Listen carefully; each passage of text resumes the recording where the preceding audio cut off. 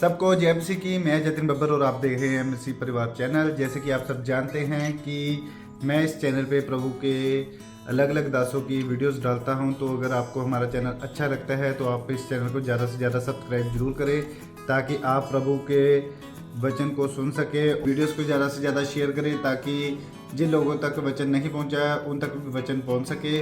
सबको जय मसीह की। एक बार मैं आपसे दोबारा कहूँगा कि इस चैनल को सब्सक्राइब जरूर करें और वीडियोस को ज़्यादा से ज़्यादा शेयर करें। जय मसीह की। कितने लोग सुनना चाहते हैं? I am going to tell you about a mother, एक मां के बारे में। बुद्धिमान मां, समझदार मां। मेरे साथ पढ़ो पहला सैमुएल की किताब, उसका 1 अध्याय, उसके 1 वचन से लेकर उसके 17 वचन तक। एप्रान के पहाड़ी देश के रामाथैम नगर का निवासी एल्काना नामक एक पुरुष था। वह एप्रानी था और सूप के पुत्र तेहू का परपोता, एलेहू का पोता और यहोराम का पुत्र था। वचन में लिखा, 2 वचन में उसके 2 पत्नियां थी, एक का नाम हन्ना और दूसरी का नाम पेनन्ना। पेनन्ना के तो बालक हुए, परंतु हन्ना के कोई बालक ना था। वह पुरुष प्रतिवर्ष अपने नगर के सेनाओं के यहोवा को दंडवत करने के लिए होम में बलि चढ़ाने के लिए शीलो में जाता था। वहां होपनी और पन्यास नामक एली के 2 पुत्र रहते थे जो यहोवा के याजक थे। जब जब एल्काना मेल बलि चढ़ाता था तब तब वह अपनी पत्नी पेनन्ना को और उसके सब बेटे बेटियों को दान दिया करता था, परंतु हन्ना को वह दूना दान दिया करता था, क्योंकि हन्ना से वह बहुत प्रीति रखता था।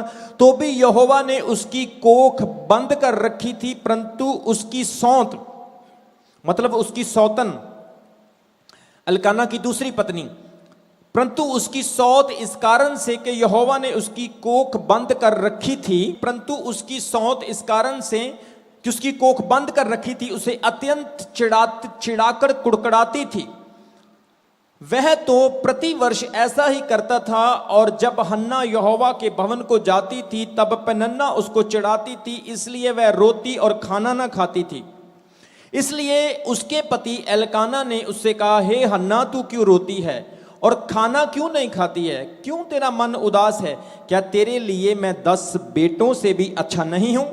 तब शीलो में खाने और पीने के बाद हन्ना उठी और यहोवा के मंदिर चौखट के एक बायु के पास बैठकर याजक कुर्सी पर बैठा हुआ था। वह मन ही मन में व्याकुल होकर यहोवा से प्रार्थना करने और बिलक बिलक कर रोने लगी, और उसने यह मन्नत मानी, हे सैनों के यहोवा, यदि तू अपनी दासी के दुख पर सचमुच दृष्टि करे और मेरी सुधि ले और अपनी दासी को भूल ना जाए और अपनी दासी को पुत्र दे, तो मैं उसे जीवन भर के लिए यहोवा को अर्पण करूंगी और उसके सर पर शुरा फिरने ना दूंगी। जब यहोवा के सामने ऐसी प्रार्थना वह कर रही थी, तब एली उसके मुंह की ओर ताक रहा था, और हन्ना मन ही मन में कह रही थी। उसके होंठ हिलते थे परंतु शब्द ना सुनता था, इसलिए एली ने समझा कि वह नशे में है। तब एली ने उससे कहा, तू कब तक नशे में रहेगी? अपना नशा उतार। हन्ना ने कहा, नहीं हे मेरे प्रभु, मैं दुखिया हूं। मैंने ना तो दाखमधु पिया है और ना ही मदरा।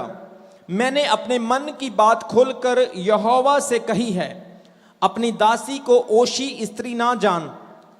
जो कुछ मैंने आज तक कहा वह बहुत ही शोकित होने और चिढ़ाई जाने के कारण कहा है।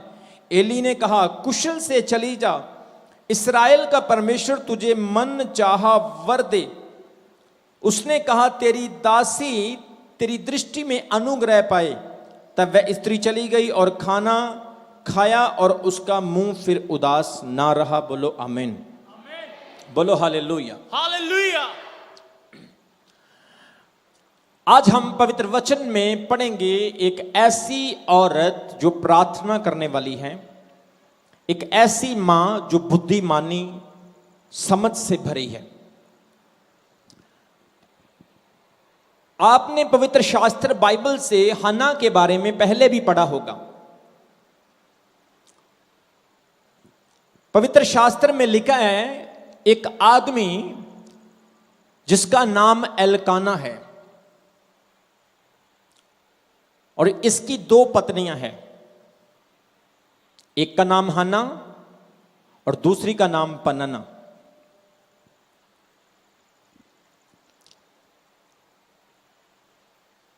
आज बहुत सारे लोग अपने मन में ये बात सोचते होंगे कि एलकाना ने 2 पत्नियां क्यों रखी। आप जब भी बाइबल को पढ़ेंगे, पुराने नियम में भी आपको यीशु मसीह के आने से पहले जब आप बाइबल को पढ़ेंगे, आपको पुराने नियम में ऐसा पढ़ने के लिए मिलेगा कि बहुत सारे ऐसे लोग हुए जिनकी पत्नियां 2 थी, 3 थी या 4 थी। ऐसे मैं किसी दिन इस चीज के ऊपर खास टॉपिक दूंगा। बहुत सारे लोगों के पास इस चीज का आंसर नहीं है, लेकिन पवित्र आत्मा ने मुझे इसका बहुत सटीक आंसर दिया हुआ है। इसके ऊपर मैं खास टॉपिक दूंगा, लेकिन यहां पर मेरा आज का टॉपिक यह है कि एलकाना की 2 पत्नियां हैं। एक का नाम हन्ना और दूसरी का नाम पेनन्ना। सारा चर्च बोलो, क्या नाम है? एलकाना की पहली शादी हन्ना के साथ हुई, लेकिन 10 वर्ष बीतने पर हन्ना के पास कोई संतान ना हुई, जिसकी वजह से हन्ना अपनी लाइफ में बहुत टूट चुकी, डिसअपॉइंटमेंट हो चुकी। आज के समय में अगर किसी के पास बच्चे की आशीष नहीं होती तो बहुत सारे डॉक्टरों के पास ट्रीटमेंट मिल जाते हैं। बहुत सारे ऐसे काम लोग कर सकते हैं कि जिसके द्वारा पॉसिबिलिटी हो सकती, लेकिन उस वक्त ये चीजें नहीं थी। लोग खुदा पर ही डिपेंड होते थे और नबियों की बातों पर ही लोग विश्वास करते थे। और परमेश्वर अगर किसी के पास ब्लेसिंग नहीं है तो नबी के द्वारा ही उनको कंफर्मेशन देता था। बोलो हालेलुया। हन्ना 10 साल से बच्चे की आशीष से सफरिंग कर रही थी। आज जब किसी की शादी हो जाती है तो शादी के बाद 1 साल गुजरने पर ही उनके अंदर आस हो जाती है कि मुझे एक बेटा मिल जाए या बेटी मिल जाए, मेरे घर में संतान हो जाए। 2 साल नहीं होता है, 3 साल नहीं होता है, 4 साल, 5 साल, 6 साल, 7 साल, और परिवार के लोग उस औरत से प्यार कम करना शुरू कर देते हैं। पुराने टाइम में ऐसा नियम होता था कि आदमी के पास चॉइस होती थी कि अगर उसकी पहली पत्नी से उसको बच्चा नहीं हुआ तो वो दूसरी पत्नी को अपना सकता है ताकि उसका जनरेशन आगे बढ़ सके, क्योंकि उस वक्त के हिसाब से वर्ल्ड की पॉपुलेशन बहुत कम थी। आज के हिसाब से हमारे देश की पॉपुलेशन ही 120 करोड़ के लगभग है। कहने का मतलब ये कि उस समय चॉइस थी। बहुत सारे लोग यहां पर बैठे हैं, आप कहीं इस चीज को रॉन्ग मत लेना, ये पुराने नियम की बात कर रहा हूं, लेकिन नए नियम में यह लिखा है, यीशु मसीह ने कहा एक ही पत्नी का पति होना चाहिए। बोलो आमीन। उसने कहा जिस तरह से तुम्हारा एक प्रभु है वैसे तुम्हारी एक पत्नी होनी चाहिए। एक स्वामी 2 नौकरों की सेवा, एक नौकर 2 स्वामियों की सेवा नहीं कर सकता है। एक बंदा 2 जगह पर डगमगा नहीं सकता है, डिवाइडेड नहीं हो सकता है, नहीं तो वो अपनी ब्लेसिंग को कभी हासिल नहीं कर पाएगा। ये एलकाना नाम के व्यक्ति ने जब 2 शादियां की, हन्ना 10 साल तक इसे कोई बेटा या बेटी नहीं दे सकी, लेकिन पनन्ना के साथ जब शादी हुई तो पनन्ना के बहुत सारे बेटे और बहुत सारियां बेटियां हुई। उसके पास बहुत सारे बच्चे पैदा हो गए। मेरे प्रियो, हन्ना की लाइफ के बारे में अगर मैं आपको बताऊं, हन्ना एक फेथफुल,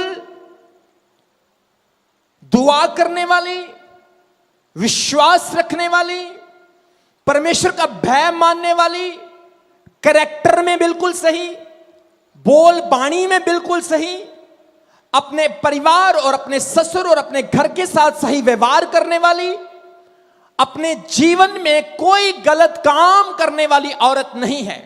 हन्ना परमेश्वर से डरती है।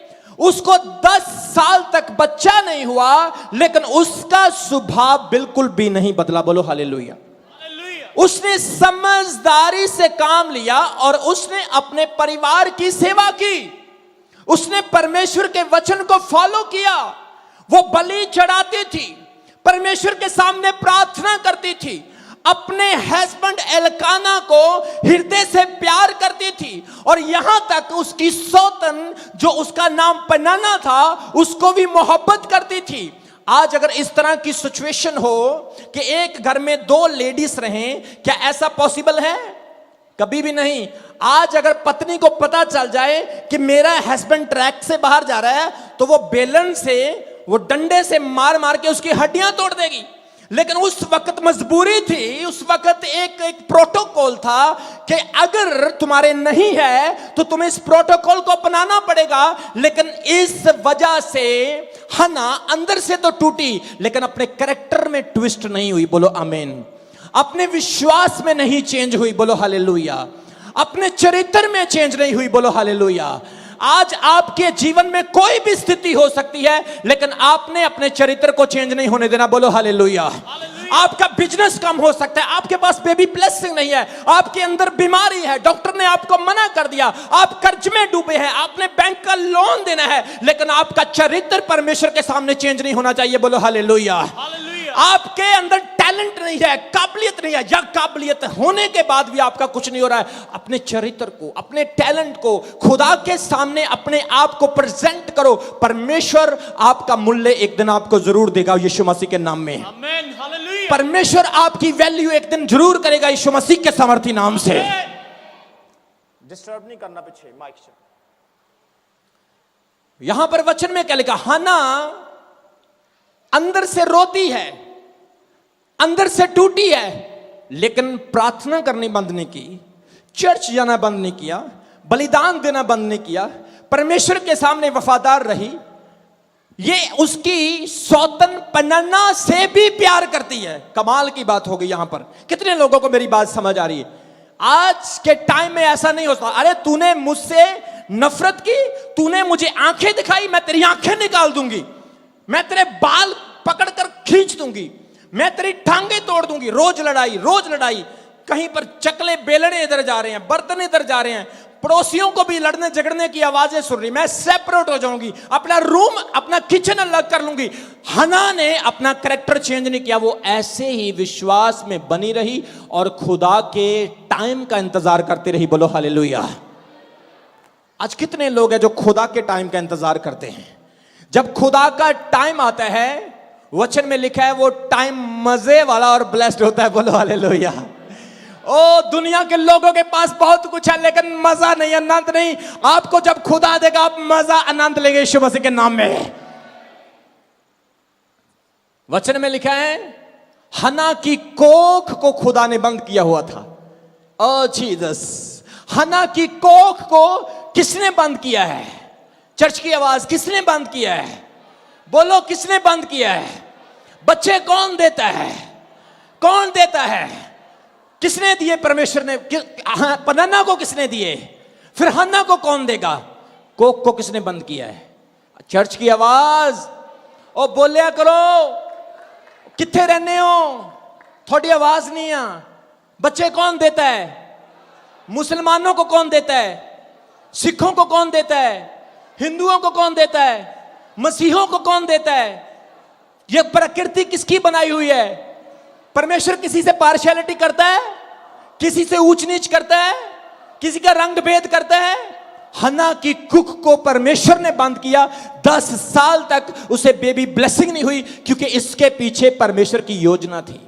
किसी ने मुझसे सवाल किया, अपोस्टल जी हन्ना को बेबी ब्लेसिंग मिलने में इतनी देरी क्यों हुई? खुदा ने उसको इतना टाइम क्यों लगा दिया बेबी ब्लेसिंग देने के लिए? मैंने कहा परमेश्वर उसको ये रियलाइज करवा रहा था, बेटी जो तेरे होने वाला है तो वो दूसरों से बहुत स्पेशल होगा। जो तेरे होने वाला है, खुदा उसको ऊंचा उठाने वाला है। जो तेरे होने वाला है वो आम नहीं, वो खास होगा, वो स्पेशल होगा। इसलिए परमेश्वर तुझे उसकी वैल्यू दिखा रहा है। इंतजार कर बेटा, इंतजार कर बेटा, पेशेंस रख, पेशेंस रख। दूसरों के चुन्नू मुन्नू होते हैं, नन्नू शन्नू सोनू होते हैं, लेकिन तेरे एक बहुत बड़ा नबी पैदा होगा। तेरे एक खास बंदा, खास नबी पैदा होगा। इस्राएल में खुशहाली चली गई, इस्राएल से बरकत चली गई, खुदा के लोगों के मुंह पर उदासी आ गई, लेकिन जब वो पैदा होगा तो खुशहाली दोबारा फिर वापस आएगी। जब वो पैदा होगा तो इस्राएल में बरकत फिर वापस आएगी। मैं आपको बोल रहा हूं, आपकी ब्लेसिंग में देर हो सकती, लेकिन खुदा ऐसा काम करने के लिए जा रहा, खुशहाली फिर आएगी यीशु मसीह के नाम में। वचन में लिखा, परमेश्वर ने हन्ना की कुख को बंद कर दिया है। परमेश्वर के पास अथॉरिटी है, वो किसी को जल्दी देता है, किसी को लेट देता है। इन दो औरतों में हम फर्क देखते हैं। पनन्ना जेलस करने वाली एक औरत है, लेकिन हन्ना जेलस करने वाली नहीं है। हन्ना नफरत करती है, जेलस करती है, लड़ाई करती है, अपनी सौतन को ताने मारती है, लेकिन पनन्ना उलट करती है, वो हन्ना को ताने मारती है। आज भी बहुत सारे लोगों का नेचर बड़ा एग्रेसिव होता है, उनसे बात करो सीधे ढंग से, उल्टे ढंग से लेते हैं, क्योंकि उनके अंदर समथिंग डिफरेंट स्पिरिट होते हैं, उनको डिलीवर करने की जरूरत होती है। बोलो आमीन, बोलो हालेलुया, हालेलुया। ऊंचा तो परमेश्वर आपके साथ है। वचन में लिखा है, हन्ना के और पनन्ना के कैरेक्टर में फर्क है, लेकिन हन्ना ने अपना चरित्र नहीं बदला। पनन्ना उससे नफरत करती है, लेकिन हन्ना उससे प्यार करती है। आज मैं आपको गारंटी देता हूं, जब आपके दुश्मन आपका विरोध करते हैं, आपको खुश होने की जरूरत है। जब आपके दुश्मन आपकी बरकतों को देखकर जलते हैं, आपके घर को, आपकी प्रेयर लाइफ, आपकी चर्च लाइफ को देखकर जलते हैं, आपको खुश होने की जरूरत है। आपको अपना ब्लड, अपना लहू नहीं जलाना है। कितने लोग अपना लहू जलाते हैं? आप चर्च आते हैं, नई गाड़ी ले ली, नया घर बना लिया, नई जॉब मिल गई, प्रमोशन हो गई, बरकत मिल गई, आशीष मिल गई, लोग आपसे जेलस करते और कहते हाय हाय मैं तो तो बहुत ही दुखी हैं, ये तो बहुत ज्यादा मैं तो जेलस कर दिया, ये तो मैं तो घर ही अपना बदल लेना, मैं रहना नहीं इत्थे हुण। बहुत सारे लोग ऐसा सोचते, अपना खून क्यों जला रहे हो? आपको खुश होना है, क्योंकि कोई तो है जो आपको रियलाइज करवा रहा कि आप यीशु मसीह के बेटे हैं, आप परमेश्वर के ब्लेस्ड लोग हैं। बोलो आमीन, बोलो हालेलुया।